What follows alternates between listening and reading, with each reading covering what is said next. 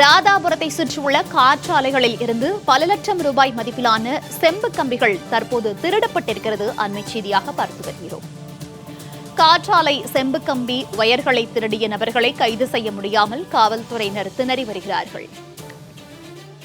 காவல் நிலையத்தில் பலமுறை புகார் கொடுத்த பிறகும் திருடனை பிடிக்க முடியாமல் போலீசார் திணறி வருகிறார்கள். ராதாபுரம் மற்றும் அதனை சுற்றியுள்ள பகுதிகளில் காற்றாலைகள் மூலம் மின்சாரம் தயாரிக்கப்படுகிறது.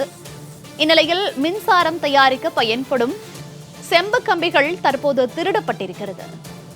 விவரங்களோடு செய்தியாளர் செல்வராஜ் இணைப்பில் இருக்கிறார். செல்வராஜ், வணக்கம். நெல்லை மாவட்டம் ராதாபுரம் மற்றும் அதன் சுற்றுவட்டார பகுதிகளில் காற்றாலை மூலம் மின்சாரம் தயாரிக்கப்படுகிறது. இந்நிலையில் அதற்கு பயன்படும் பல லட்சம் ரூபாய் மதிப்பிலான செம்பு கம்பிகள் திருடப்பட்டிருப்பதாக தகவல் வெளியாகி இருக்கிறது. இந்த சம்பவம் தொடர்பான முழு விவரங்கள். நிச்சயமா மோனிகா, திருநெல்வேலி மாவட்டத்தில் குறிப்பாக ராதாபுரம், பழவூர், பனகுடி, காவல்கிணறு உள்ளிட்ட பல்வேறு பகுதிகளில் தமிழகத்தில் முக்கிய காற்றாலையான மின் உற்பத்தி மையமாக திகழ்ந்து கொண்டு வருகிறது. மேற்கு தொடர்ச்சி மலையின் வழியாக வீசும் பலத்த காற்றின் பயன்படுத்தி இப்பகுதியில் ஆயிரக்கணக்கான காற்றாலைகள் இயங்கி மின்சார உற்பத்தியை செய்கின்றன. ராதாபுரம் வட்டத்தில் உள்ள பல காற்றாலைகள் பண்ணைகளின் மாநில மின் வலைக்குள் குறிப்பிடத்தக்க அளவிற்கு மின்சாரங்களும் வழங்கப்பட்டு வருகின்றன. தமிழகத்தில் கோடை காலம் மற்றும் மின் தேவையை அதிகரிக்கும் நேரத்தில் காற்றாலைகள் மின் உற்பத்தி என்பது ஒரு முக்கிய பங்குகளை வைக்கிறது. குறிப்பாக தென்மேற்கு பருவ காலங்களில் காற்றின் வேகம் மிக அதிகமாக இருப்பதன் காரணமாக காற்றாலை மூலமாக அதிகமாக மின்சாரத்தை உற்பத்தி செய்யப்பட்டு வருகிறது. இதன் மூலமாக அனல் மின் நிலையம் மீதும் உள்ள அழுத்தம் குறைவோடு மின்வெட்டும் ஏற்பட வாய்ப்புகள் குறைந்து கொண்டு வருகிறது. இந்த நிலையில் திருநெல்வேலி மாவட்டத்தில் ராதாபுரம், பழவூர், பனகுடி, காவல்துறை, உதயத்தூர் உள்ளிட்ட பல்வேறு பகுதியில் ஆயிரக்கணக்கான காற்றாலைகள் தற்போது இயங்கிக் கொண்டு வருகின்றன. இவற்றின் மின்சாரத்தை கடத்த பயன்படுத்தக்கூடிய அந்த காப்பர் என சொல்லக்கூடிய செம்பு கம்பிகள் மற்றும் ஒயர்கள் அதிக அளவில் மதிப்புடையது என்பதாலும் அவற்றை குறிவைத்து திருடர்கள் சம்பவத்திற்கு அவ்வப்போது நடைபெற்றுக் கொண்டு வருகிறார்கள்.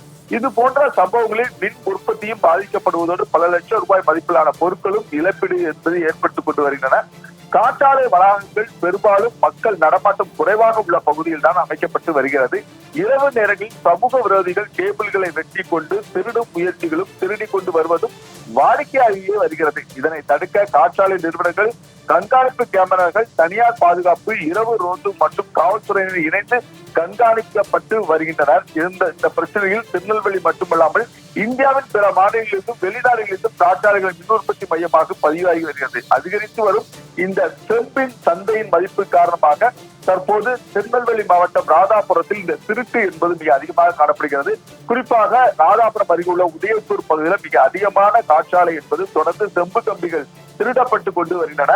காற்றாலைகளின் கூட்டை உடைத்து அதற்கு உள்ளே சென்று அங்கே இருக்கின்ற செம்பு கம்பிகள் மற்றும் வெளியே உள்ள செம்பு கம்பி மற்றும் ஒயர்களை திருடர்கள் அறுத்து கொண்டு செல்கிறார்கள். இவற்றின் மதிப்பு என்பது பல லட்சம் ரூபாய் இருக்கும் என கூறப்படுகிறது. தினந்தோறும் ஒவ்வொரு காற்றாலையும் இது போன்ற திருட்டு சம்பவங்களை அட்டகாசத்தில் ஈடுபட்டுக் கொண்டு வருகிறார்கள். இன்று ஒரே நாளில் பல காற்றாலைகளில் உள்ள செம்பு கம்பிகள் திருடப்பட்டு உள்ளதால் காற்றாலை நிறுவனத்தின் ஊழியர்கள் ராதாபுரத்தில் உள்ள காவல் நிலையத்தில் புகார் செய்து கொண்டு வருகிறார்கள். தொடர்ந்து இது போன்ற திருட்டு சம்பவங்களில் ஈடுபடும் திருடுகள் மீது மிக கடுமையான நடவடிக்கை எடுக்கப்பட வேண்டும் என சமூக ஆர்வலர்களும் பொதுமக்களும் காற்றாலையின் ஊழியர்களும் தெரிவித்துக் கொண்டு வருகிறார்கள்.